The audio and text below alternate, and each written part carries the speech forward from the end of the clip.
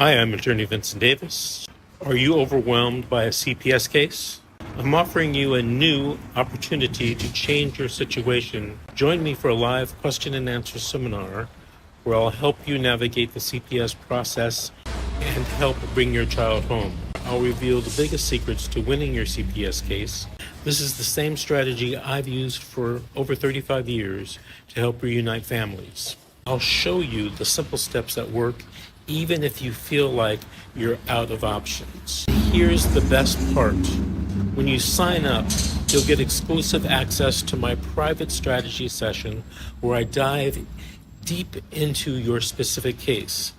This offer is only available to those who attend the live seminar. Don't miss this chance to fight CPS and win. Click the link below to reserve your spot today.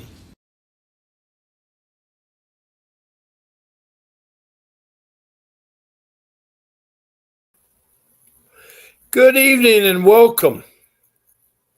And that was just a little passage from Vincent Davis, who's the one that is sponsoring this podcast. I want to thank him for doing so. He has a workshop tomorrow that you all should go to.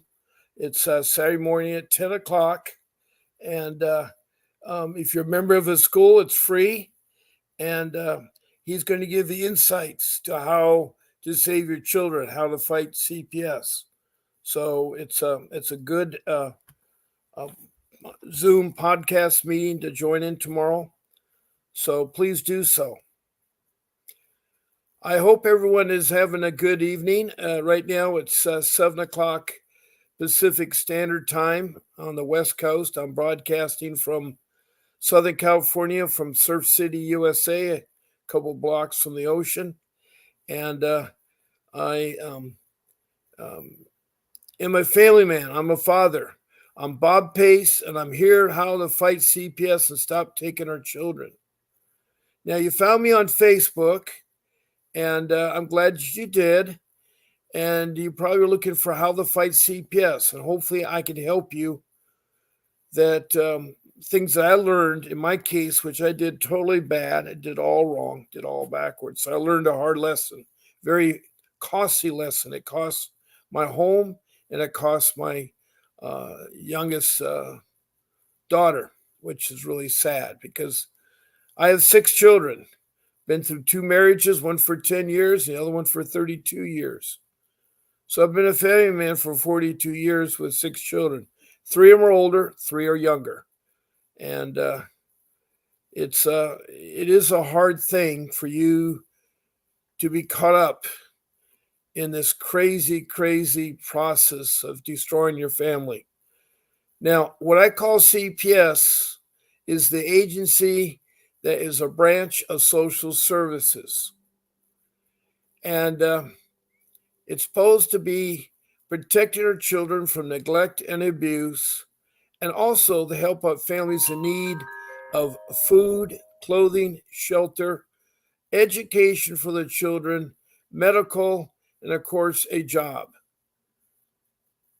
And thirdly, they're supposed to put the family back together if they need to take the children from you because of extreme danger, And they're supposed to do what's called family reunification. I call CPS the Child Protection System because every state will have a different acronym for it. Like I know in Prescott, Arizona, it's Department of Children's Services. And in Georgia, it's the Cabinet. In California, it's the Child Protection Services. So when I CPS, I mean all the agencies are supposed to protect our children, okay? So that's what I mean by that. Now, there's several ways you can interact with this podcast. As you know, I was on this morning at 10 o'clock a.m. Pacific Standard Time. I'm again on at 7 o'clock at night Pacific Standard Time. I'm on 7 days a week, twice a day. That's 14 shows, Monday through Sunday. I've been doing this since October 2023. I've talked to over 500 people, either through texting or calling in or being a guest on my show.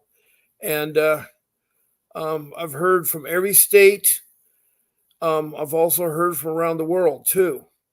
I've heard from 14 countries.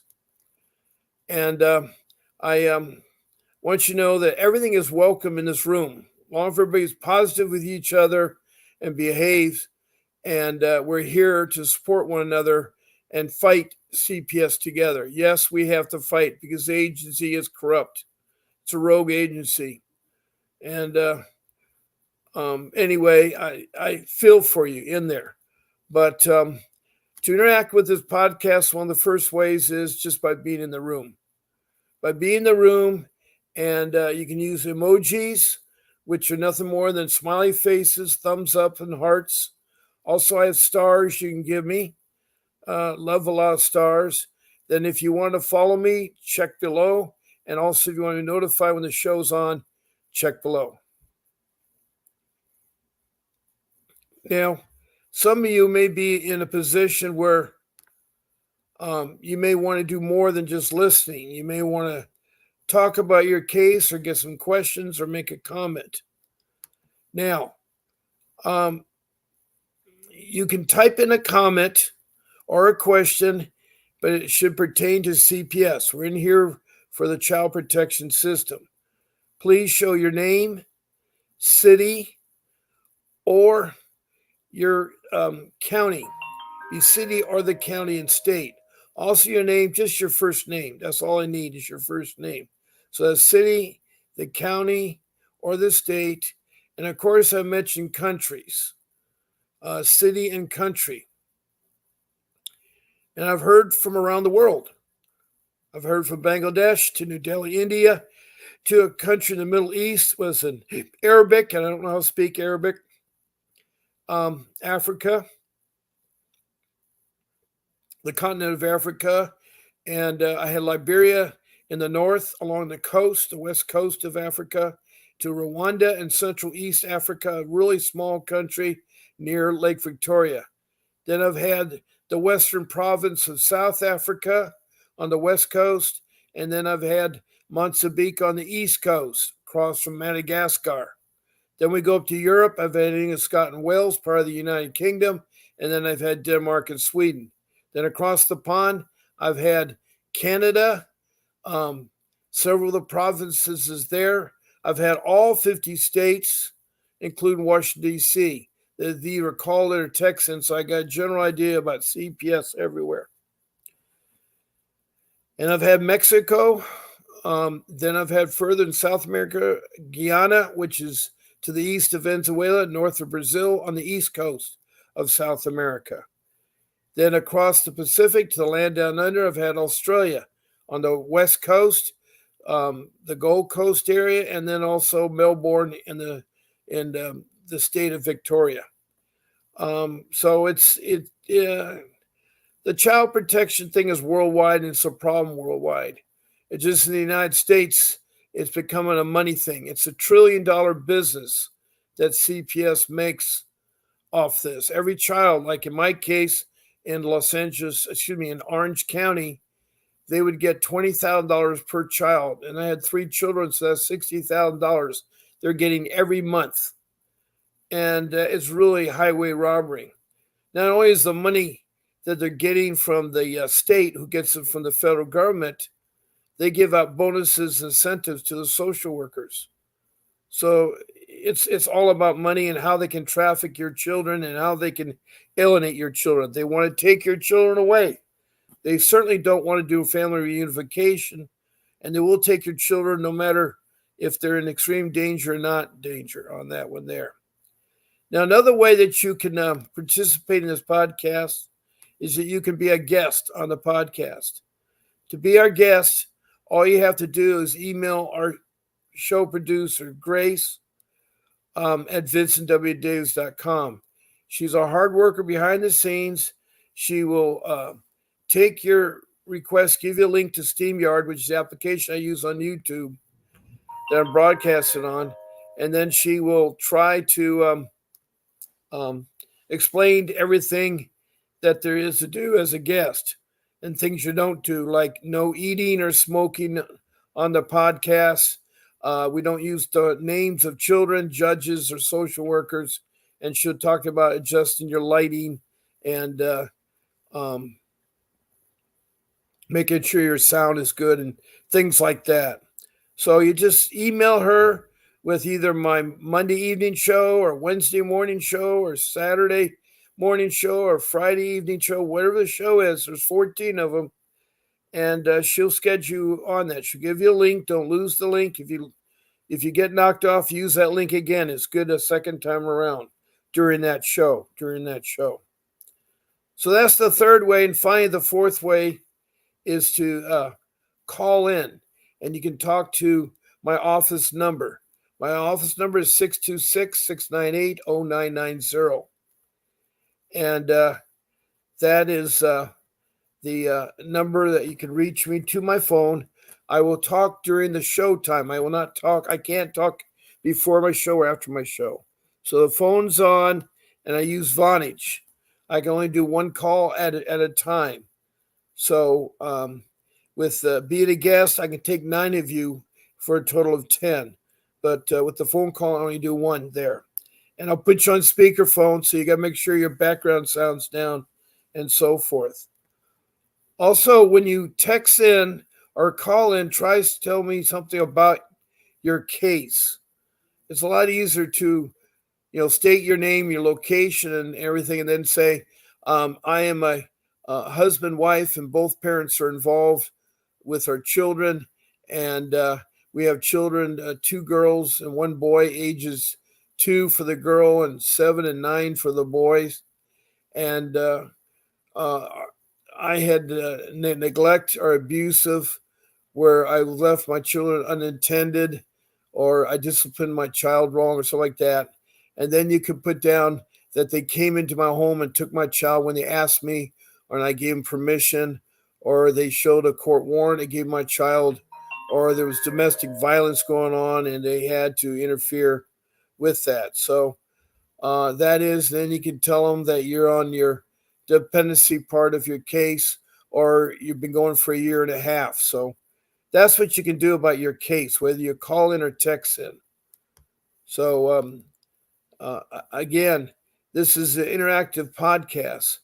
Now, we had some trouble early this morning, but I think it's fixed. I can do a call in again to see if Vonage is working. So I had trouble with it this morning. So, okay, Vonage. And I could call one of our regular listeners, Faye.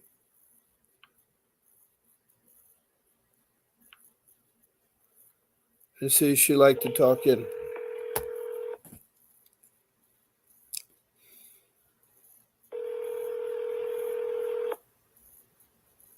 Now, Faye is from from Richmond, Kentucky. She's a single mom, and she has a. Hi there. I'm trying to check to see if Vonage works. Can you hear me okay? Yeah. Is this a good time for you to talk? My show's live. I mean, I can. Okay. Well, I was just, for all you listeners out there, Faye is a single mom.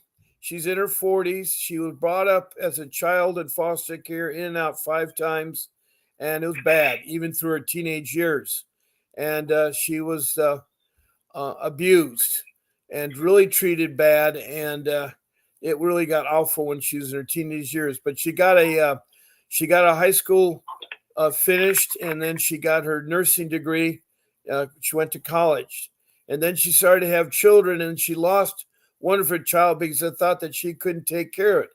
They said, you can take care of your son. She chose her son. She had to choose between the 2 children, her daughter of a couple years old or her son. And so her son's special needs, so she chose him, but that's wrong. She never should have been put in that spot. How can she be an okay parent to take care of his son and not an okay parent to take care of her daughter?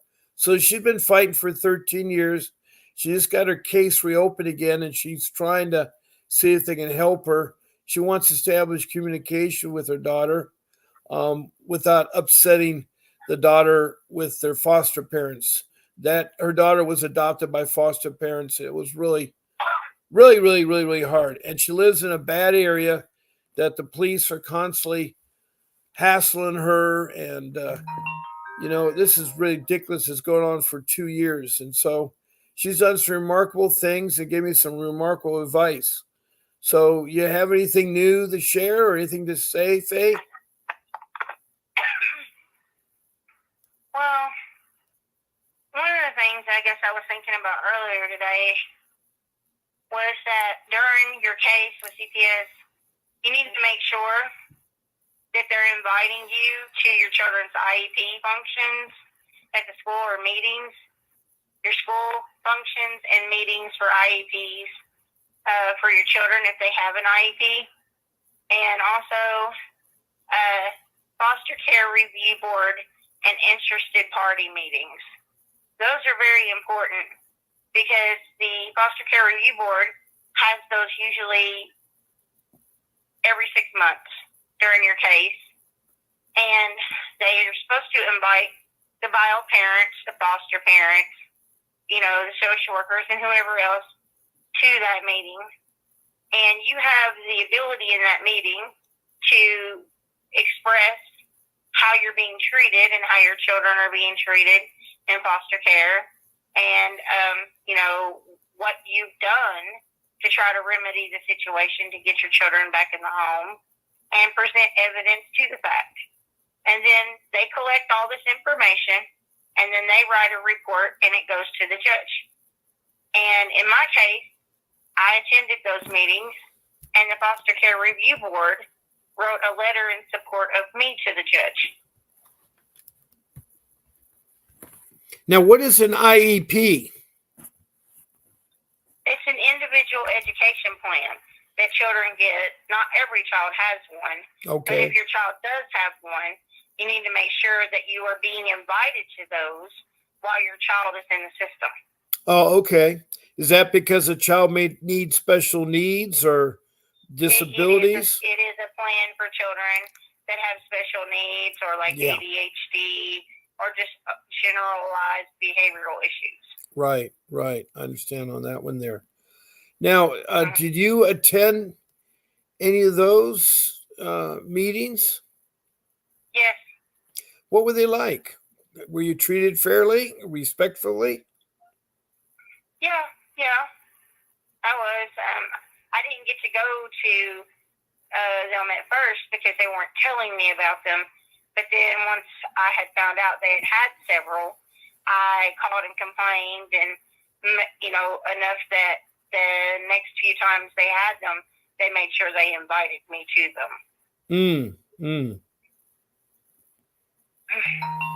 See, when your kids are in foster care, they treat you as though you have no rights. And if you allow them to do that, they will. I didn't let them do it.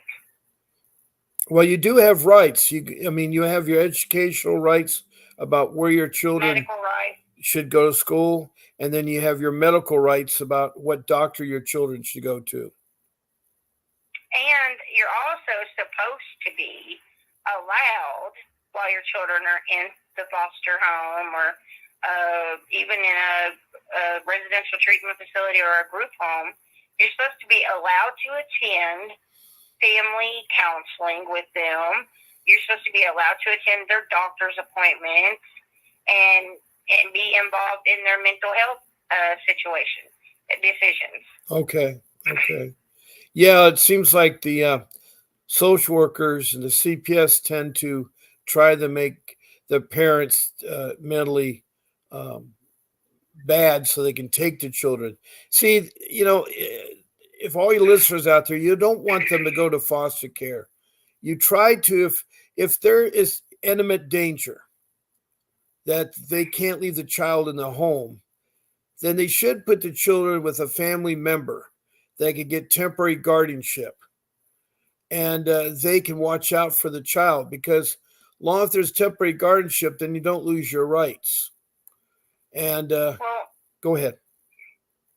Yeah, well, what I was going to say about that is the majority of the time, the reason why CPS doesn't place them with relatives is because if the child is placed with relatives, they're not going to get funding for them. And if they're placed with relatives, they're not going to get any adoption awards or bonuses or incentives for those kids, because if they're placed, like you said, with relatives, the parent will be able to maintain keeping their parental rights. Well,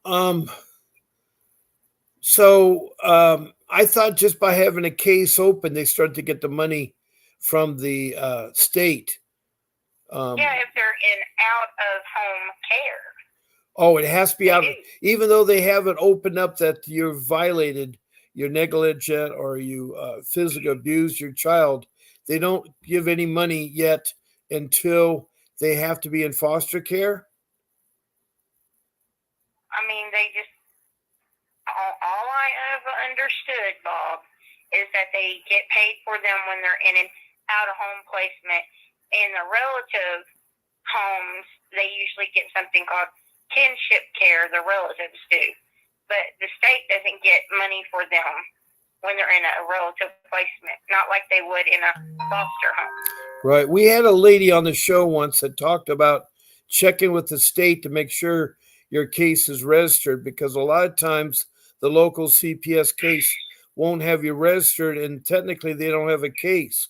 When they open a case, go ahead. I don't believe that.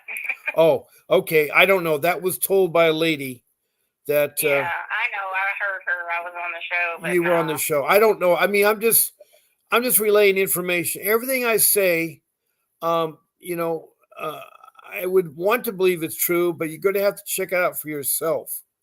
You got to check it out for yourself. I know when my case was open, they started collecting money the minute that our children were taken from us. And at first, out of the home, but they were in my wife's sister and her husband. And we didn't do guardianship. They didn't do guardianship, which I don't understand. It's funny. These things I learned later in my case. What happened with my case is that my kids were immediately put into a foster care shelter. What it is, it's a big concrete block house. In my case, it was next to the prisons of Juvenile Bureau of Prisons. And it was close to the dependency courthouse. And it was run by a bunch of people that were social workers. And they were supposedly fed and stuff, but they had cockroaches, and the beds were very dirty, and the place was dirty. And their form of education was to read a storybook to them. And my kids were in STEM program where they're taking a science class, a technology class, an engineering class, and a math class. So they were in that. And then 4 days later, we met with them, and we suggested that my wife's sister and husband would take all 3 kids. And so they took the 3 kids to them, but they still got their money of $20,000 per month per child. That's $60,000 they're getting from us.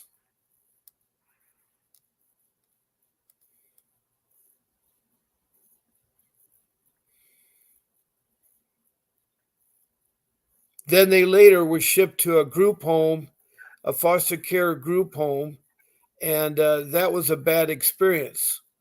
That group home was. And then they were broken up to put in individual foster care homes. So all you listeners out there, that's the beginning stages. You see, when an allegation's made either by a professional or a layman, they have 24 hours to investigate the allegation. Also, when an allegation's made, you are considered guilty and until you're proven innocent. With any other court of law, you're innocent till you're proven guilty.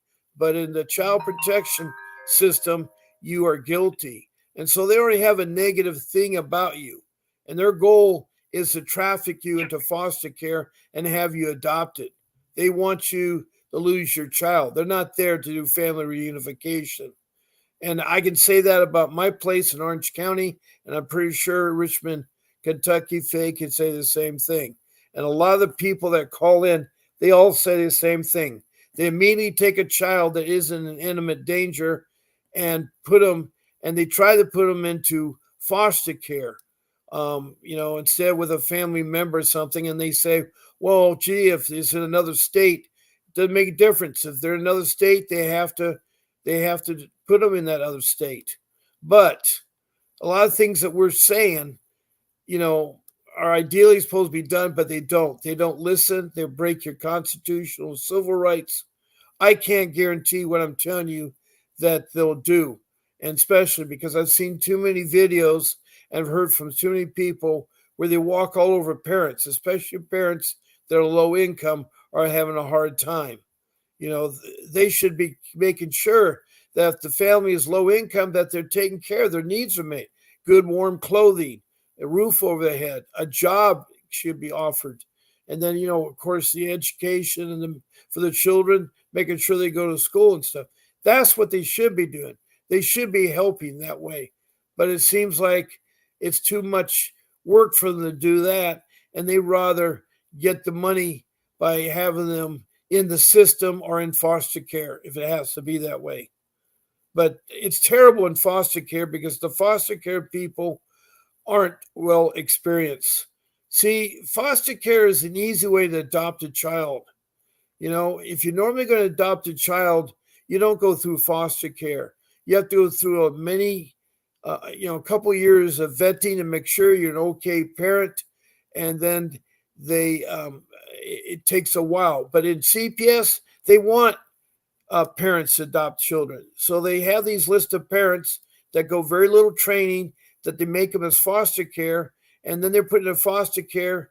And a typical example is the foster care's kids, his real kids, will hurt the foster kids in the care, or the foster care father will rape the child, or the foster care mother will pinch the child or hurt the child. So I'm really sad to say that foster care is a broken system, as well as the child protection system is a broken system. It's a rogue. They're worse than IRS. And I know that I've heard hundreds of people on here talk about how awful CPS can be. I mean, there's a father in Alaska that lost his wife to a medical condition. And he's trying to get his kids. He moved up to Alaska to live in a tent. He couldn't afford a regular place. And so it's very cold in Alaska. And he has to live in this canvas tent so he could be close to the kids and get the kids back. There's a lot of fathers, a lot of mothers that do unreal things. They torture the kids. Faye would tell you she was made to walk on rocks with her bare feet, and today her feet are all messed up. She has a lot of physical trauma from her abuse in foster care. I've not heard really, I've had one foster care mother on my show so far, and she said she wasn't into adopting. She only wanted to take care of the kids and make sure they go back with their parents. And I've had one social worker that had a clinical psychology degree, and that she said how she did CPS was try to unite the family. She had supposedly 6 months of training in Maryland.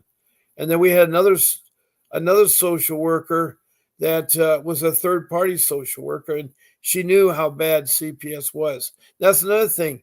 CPS workers are always worried about retaliation and about losing their job. It isn't a very nice, safe environment being a social worker.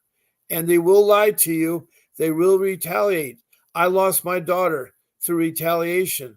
My social worker, who didn't have a license, had no high school or college degree, very little training, was caught on the witness stand lying. She perjured herself. She was asked a question because my wife's sister and husband were trying to adopt her daughter, that how good were the parents? Was there any domestic violence?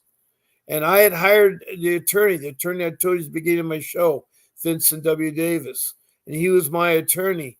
And he brought out his folder with all these police reports of heavy physical domestic violence at their house.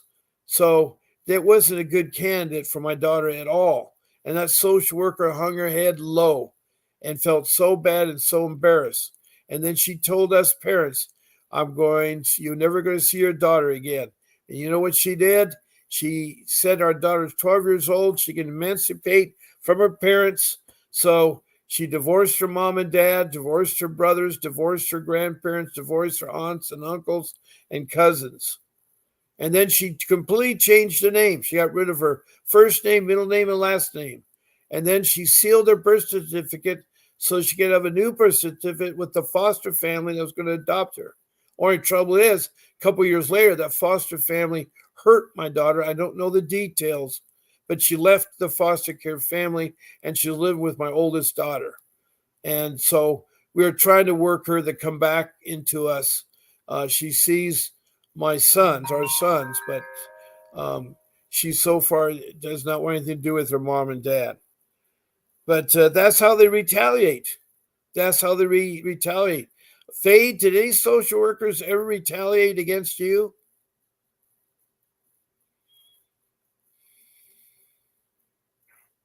What did you say, Bob? Did anybody what retaliate against me? Any social workers? Um, As a child or as an adult?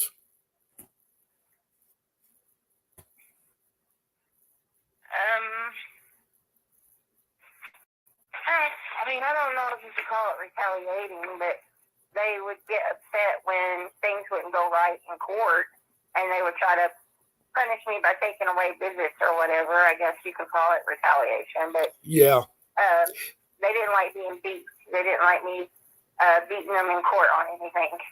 Yeah, that's another thing too. If you try to show them up in court, they do retaliate. Fighting CPS is like open heart surgery. You need to have a professional attorney, a dependency law attorney, somebody that knows juvenile and family dependency law. And we have one here. His name is Vincent Davis. He introduced himself at the start of the show with his Zoom meeting he's going to have on Saturday. I told a bit about him, but he has been fighting CPS and getting children back for 35 years. And the key to, he is so good at what he does. He also does civil lawsuits where he's filed civil lawsuits and won millions of dollars from state and federal court about taking CPS and suing them. And so he is good. He's a trial attorney and he has a strong background and he'll fight your case. He has a case in Oklahoma right now, several cases in the LA area.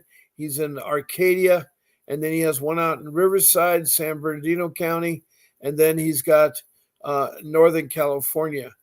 But, he's an excellent attorney. And my rule number one is you need to get an attorney. Go ahead. I'm sorry. No, Bob, go ahead. Yeah, so my rule number one is you always need an attorney because you need to fight. It's like the open heart surgery. Can you imagine a lay person like a plumber or an auto mechanic cutting open your chest and pulling out your heart and fix it? No, you're going to get a professional doctor. Same goes for the child protection system. It's very corrupt. You have to know the navigation through. You need to know the laws. And in court, there are so many laws, how motions are made. It's like we watch enough court to see everything, but there's a lot more that the attorneys go to school for to learn.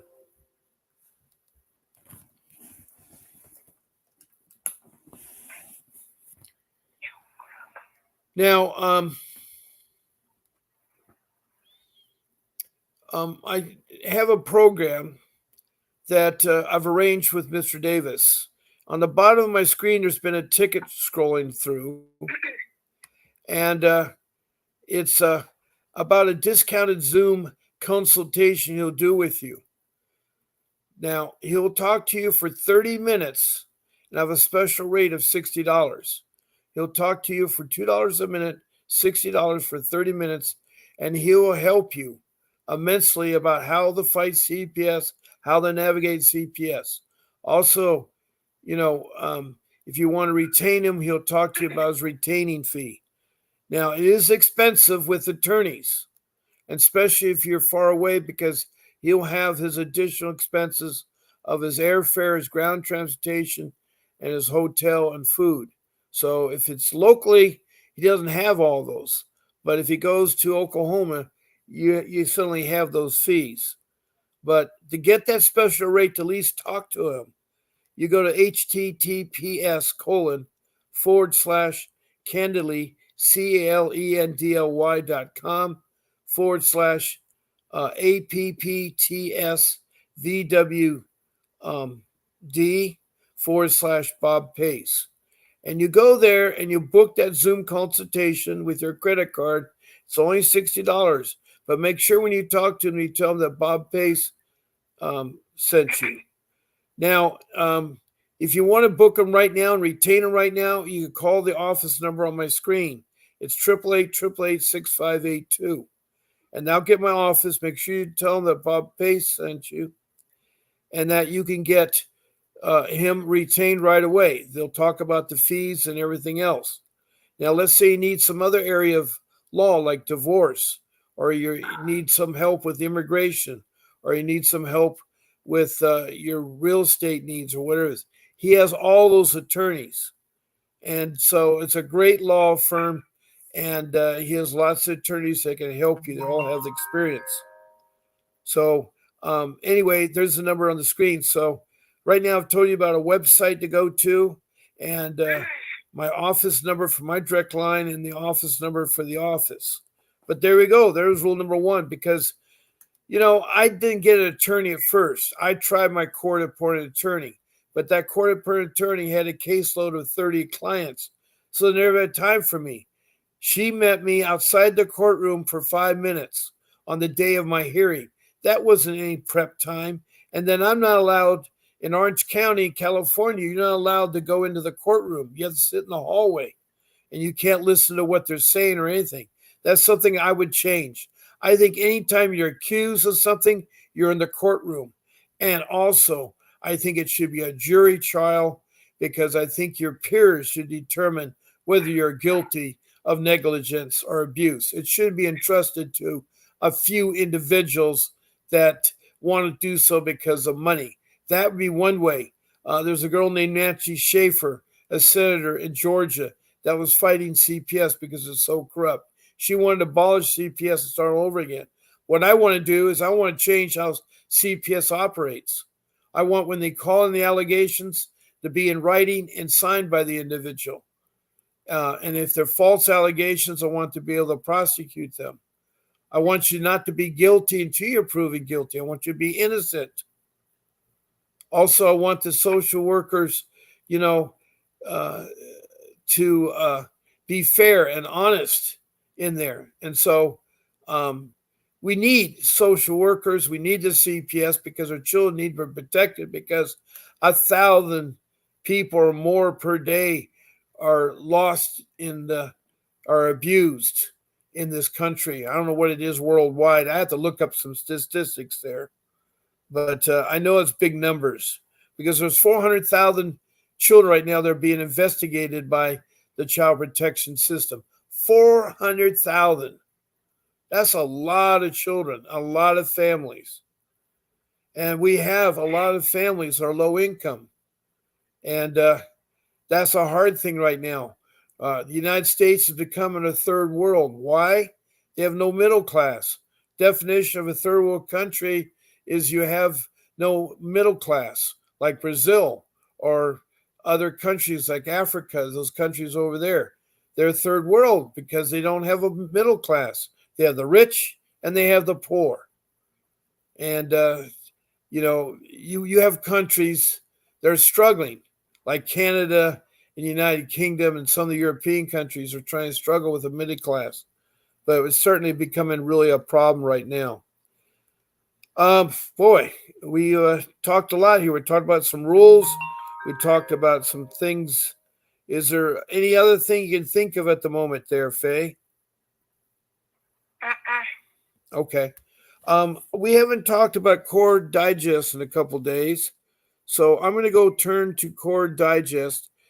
Core Digest is an application where people write in questions, and then everybody tries to answer the question. So let me go ahead and go to there. So here we go. Let me go here.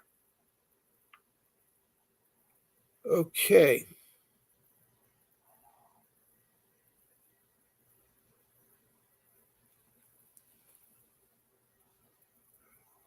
Oop, wrong one.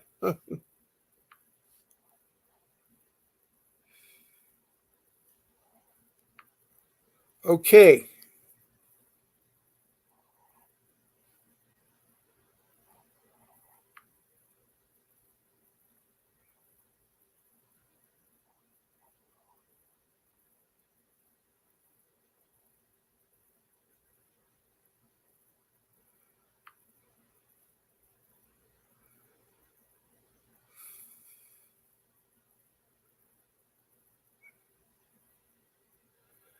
Well, this is sort of, it looks like a little bit of a silly question. It says, what's the most ridiculous thing you've heard a parent say when fighting for custody in court? My son's dad had bragged about how he was there for 2 years for his oldest son. I found that so laughable, as the oldest son has nothing to do with him, and I have no clue if it is true or not. His dad had 4 kids by 4 different women, with my son being the youngest. The oldest 2 sons are 6 months apart, so I do not doubt that he was there for 2 years. But not knowing for sure, I couldn't argue this in court. He only paid child support for the oldest, but for 3 years, the second son for 0 years, and then the daughter for maybe 6 years, and my son for 16 years. You see, he paid 0 for all those things. His second son had 4 to 5 kids. He isn't sure, as he doesn't show up for court and has never had a job. The guy is in the 40s and lives with his mom, and she pays for things. He doesn't want to work because he doesn't want to pay child support. I think that's is definitely, without a doubt, his dad's kid. I doubt that the daughter is his because there's just no resemblance at all. And I have no clue what the other oldest one looks like, partly because he and his mom have had nothing to do with him at all. The first time we were in court, he showed up smelling like a brewery. And I mentioned this before we were see the judge. His attorney, pretty sure, told him to leave. It took us a year and a half to get the child support visitation, etc., finalized. And that was just in time for me to move 2 hours away as I got a promotion. Wow. That was a wild question there.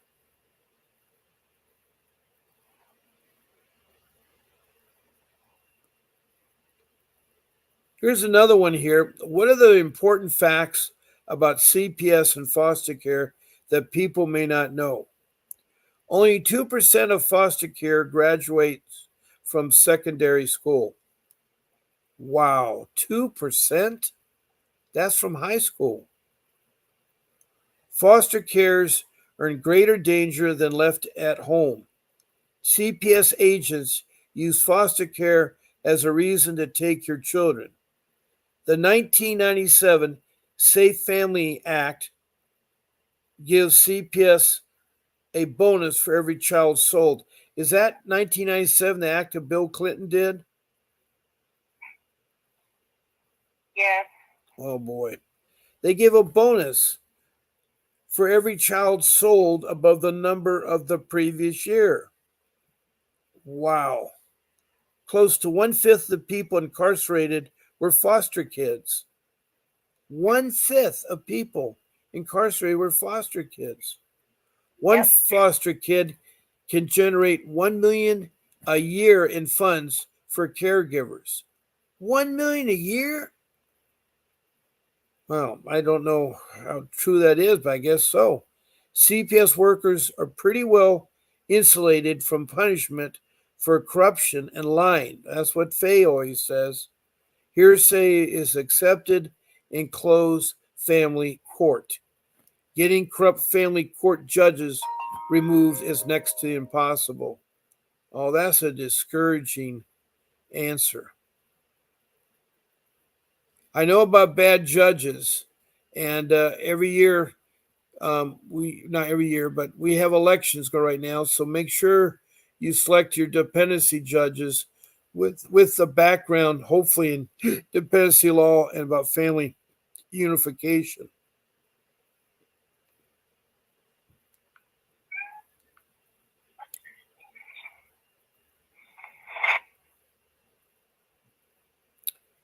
Well, that was interesting there.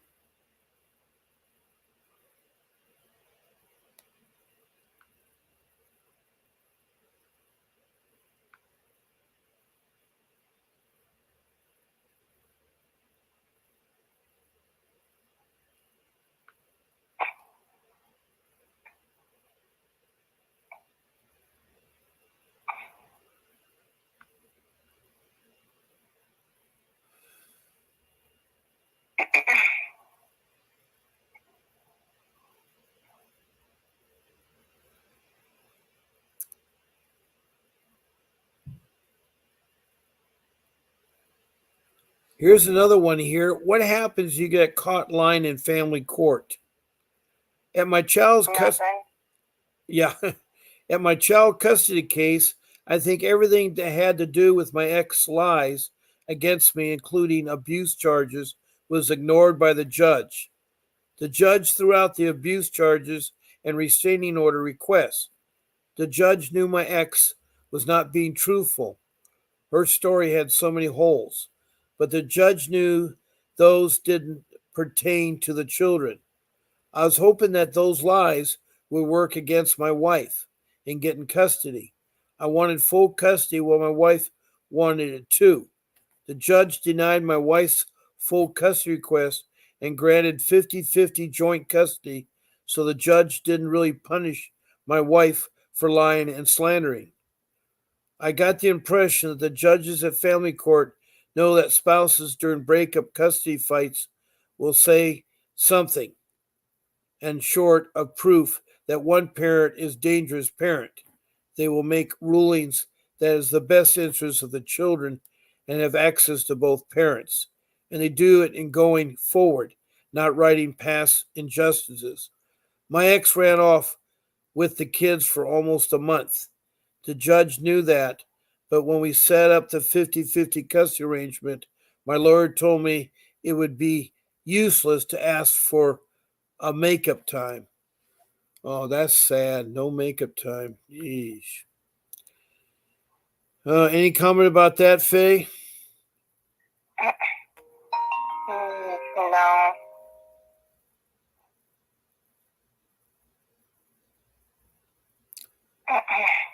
Well, here's one from, let me see here. Here's one from Alice. It says, ever since I was young, I heard things like, once CPS gets their claws in you, it's hard to get them out. Why is it that CPS has a negative reputation anywhere across America? So Alice, an unlicensed clinical social worker, says the answer. Okay. CPS's mission is to protect children, and in that aim, they are charged to do this when the parents are given the same mission, but for many reasons come to the attention of CPS. If one would consider why, that is not an agency that desires to monitor parents. It comes to adults placing themselves in the position to be monitored and risk losing custody of their children, and courts and jails are filled with habitual offenders who want their children but sadly want them to expose to lifestyles unwitting. Well, this is the dark side from a social worker, that all parents are bad. If parents want to keep their children safe, then it starts with their lifestyle. So now they're telling our lifestyle is wrong and choices. That may be true with some parents, but not all parents. And that's what CPS does. They say all parents have horrible lifestyles. In counseling, many young adults wish they were taken from their parents due to horrid treatment so cannot state CPS as trolling to take children. However, it is a central role to protect children when sadly should be responsible of the parent. Now that was done by a clinical social worker. How about commenting that one, Faye? Well, I guess then the same thing could be said for social workers, because just as many children die in the hands of social workers as they do the hands of their own biological parents. Well, Faye knows this because she has 27 to 30 children on gravestones with their picture and name, and they died in the custody of the cabinet of Richmond, Kentucky. And that's not all of them. That's just some of them. Right. I'm saying the ones that Faye knows about. That Faye knows about. Right. I'm Faye.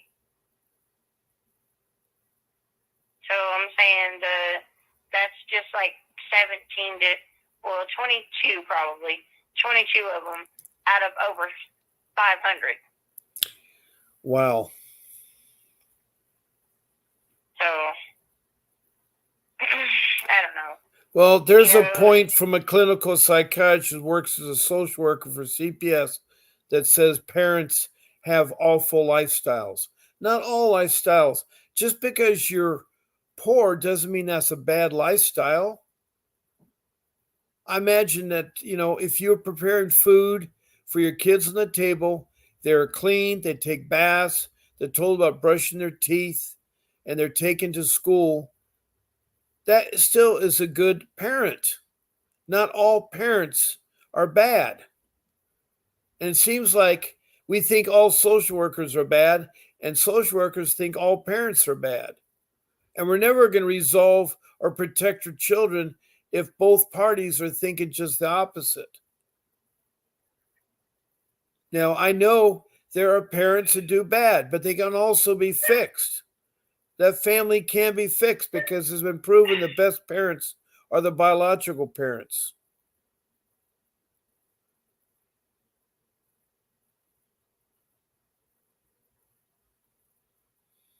I wish there was an easy solution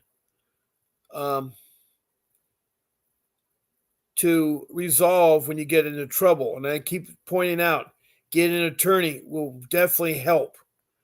And if you're going to pick an attorney, you need an attorney that has a strong background in juvenile family dependency law. And don't get a criminal attorney. You're wasting your money. So many parents have said, I got an attorney. I gave him $10,000. You ran off with all my money. Well, you had the wrong attorney. You want to make sure the attorney specializes in dependency law. And an easy way to screen attorneys is ask them, have you ever fought CPS in a civil case and won? If the answer to that question is yes, you've stumbled across a good attorney. And you may have to get a credit line or a loan or sell your home like I did to get a good attorney. I had to sell my home to get my children back. See, not only did CPS take my kids, but they stole my daughter and they made me lose my home and then they ruined my credit. And I was further delay of trying to find work because I lost my job in 2010 through no fault of my own.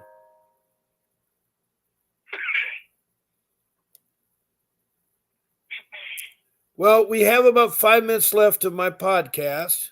I've tried to make it differently so that people can see a different approach. I ask any of you, they're in my room right now, there's about 10 of you that would like to text in a question or call me the remainder of the time and ask me a question. I don't know if you want to hear more of Core's Digest. I think we've talked about enough Core Digest here. We talked about one of my rules, and I can run through my rules really quick. Rule number 2 is have a notebook, 8.5 by 11, 3-ring binder. Stuff it full of college rule notebook paper. Get your dividers. And one of the most important documents to put in it is your incident log. It's your timeline of events that affected your CPS case. They could be with children, they could be with other family members, could be with the police, the social workers, the school. You list each incident, the date, the time, the location, and who was involved on the first line. The next line, you describe in one sentence what the incident was about. And then the third line is you describe the outcome. If you don't know the outcome, leave it blank, skip a couple lines for the next incident, and you'll have a list of incidents, and you'll know like a year from now what they are. You can't remember it all. You can't remember it. So it's important to have that notebook and put all your other important documents in there. Now, rule number 3 is the one about answering the door or giving up your children. Try not to answer the door. Too many people lately are being shot and killed by answering the door. You don't need to answer the door. If you see a social worker outside and they say, "Hi, I'm from the social services and I wanted to talk to you about your kids," the first words out of their mouth is say, "Yes, I'd like to talk to you, but first I need to have my attorney present. Can you go back to your office and schedule an appointment to meet with you?" And try to have that meeting at a neutral place, not at their office, not at your home. You let them in your home, they're going to go fishing, they're going to look for things they'll use against you. If you say a lot of stuff to social workers, they'll use it against you. So try to ignore them and tell them that you need to have your attorney. And you may not have one, but you can buffalo them, and they don't know that, and they'll give you some time to resolve it. But what you do, don't let your children. There's only 3 ways you can get your children. 1, you give them permission, or someone in your home gives them permission. 2, there's domestic violence creating so bad that your children are in danger. And it may be an argument. You're not supposed to argue in front of your children. Or it may be 2 guys fighting with knives or fighting with guns, and the children are involved, or they're being strangled or hit against the wall. They're going to intervene, the police or the social workers. The third way is what's called a court order. It's issued in a warrant. And what it is that the police or the social worker went to court to say they need to inspect the home. And they have to be a special form that's filled out with signed by a wet signature of a judge. It cannot be a PDF file, or let me show you my computer. Also, it's got to be on a work day. If it's on a weekend or a holiday, it's a bogus warrant. Also, it's got to state the name of the people involved, the children's names, the allegations, the street and address of the place, and when they can come and investigate and what they can do.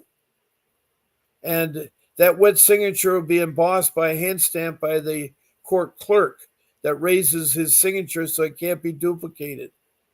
That is a warrant, and you have to follow what they do.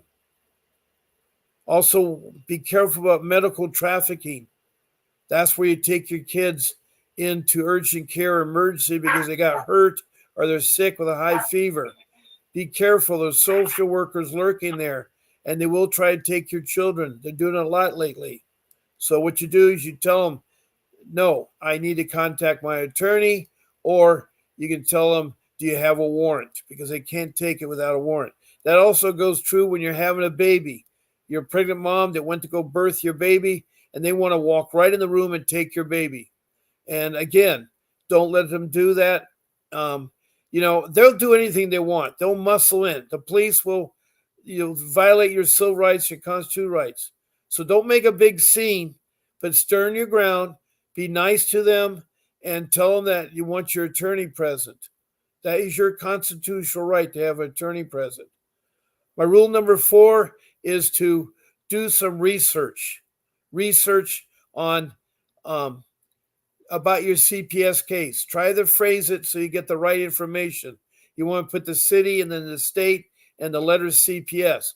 But if your city's small, like Athens, Georgia, you may want to put Athens and Atlanta, Georgia, CPS, and then you want to say, how are kids taken? What are the judges like? What's the rules in dependency court? All these questions. Spend 60 hours on it because they'll help you in the long run. And I have my last rule number 5, and that is the important documents of your children, your medical records, your shot records, your birth certificates, your social security cards, all the information that you may need, your birth certificate, your marriage certificate, copies of your driver's license and stuff like that. Put it in an envelope, have it with you at all times. Have those medical records with you at all times. If your children or you had some, because they're going to try to make you bad. Well, my time's up. I've gone actually right at 8 o'clock, and it's time to say goodnight. And I'll see you guys all tomorrow at 10 o'clock Pacific Standard Time. Also tomorrow, I will be on at 4 o'clock in the afternoon instead of 7. It's Monday night. It's Friday Night Lights high school football. So I'm going to a game at 7. So I'll see you at 4 o'clock tomorrow. Then on Sunday, I come in at 8 o'clock. That's 2 hours before because I go to church. God bless you all. Keep fighting for your case. Thank you, Faye, for being on my show. And thank you for helping me with ideas and stuff like that. So I'll say good night. God bless you. And Bob Pace and Faye signing off.